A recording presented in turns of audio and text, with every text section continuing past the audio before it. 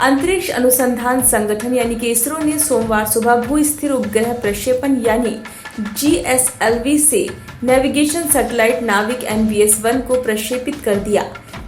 यह सैटेलाइट खासकर सशस्त्र बलों को मजबूत करने और नौवहन सेवाओं की निगरानी के लिए बनाया गया है। भारत के अपने पोजिशनिंग सिस्टम नाविक से लैस होकर जवान और सशक्त व घातक होंगे। नाविक अमेरिकी ग्लोबल पोजिशनिंग सिस्टम यानी कि GPS का जवाब है।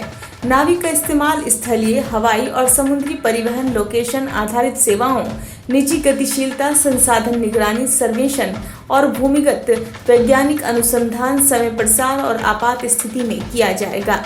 भारत अंतरिक्ष अनुसंधान संगठन यानी इसरो ने भू स्थिर उपग्रह प्रक्षेपण यान GSLV से नेविगेशन सैटेलाइट नाविक को प्रक्षेपित करने की तैयारी पूरी कर ली है।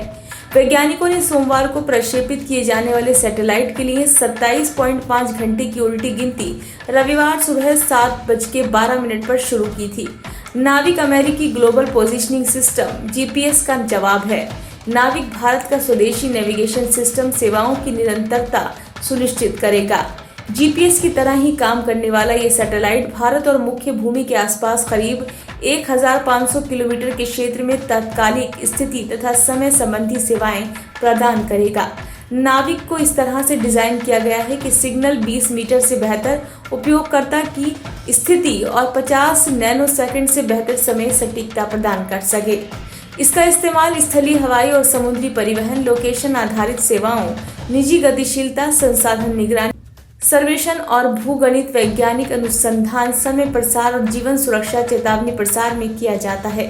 सोमवार को मिशन स्वदेशी क्रायोजेनिक चरण के साथ GSLV की छठी परिचालन उड़ान है। इसरो के मुताबिक NVS-1 का मिशन जीवन 12 साल से ज्यादा रहने की उम्मीद है।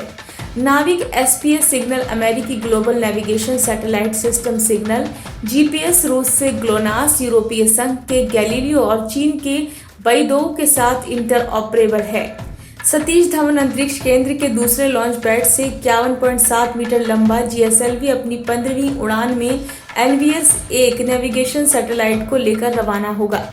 प्रक्षेपण के करीब 20 मिनट बाद रॉकेट करीब 251 किलोमीटर की ऊंचाई पर भू स्थिर स्थानांतरण कक्षा यानी कि GTO में उपग्रह को स्थापित करेगा। NVS-1 navigation payload L1, L5 और S बैंड से संचालित है। L1 नेविगेशन बैंड नागरिक उपयोगकर्ताओं के लिए स्थिति, नेविगेशन और समय सेवाएं प्रदान करने और अन्य GNSS global navigation satellite system signal के साथ इंटरऑपरेबिलिटी प्रदान करने के लिए लोकप्रिय है। इसरो के मुताबिक ये पहली बार स्वदेशी रूप से विकसित रूबिडियम परमाणु घड़ी का प्रक्षेपण में उपयोग किया जाएगा। अंतरिक्ष एजेंसी के अनुसार वैज्ञानिक पहले तारीख और स्थान का निर्धारण करने के लिए आयातित रूबिडियम परमाणु घड़ियों का इस्तेमाल करते थे। अब अहमदाबाद स्थित अंतरिक्ष अनुप्रयोग केंद्र में विकसित रूबिडियम परमाणु घड़ी होगी। ये महत्वपूर्ण तकनीक कुछ ही देशों के पास है। ब्यूरो रिपोर्ट, नई दिल्ली।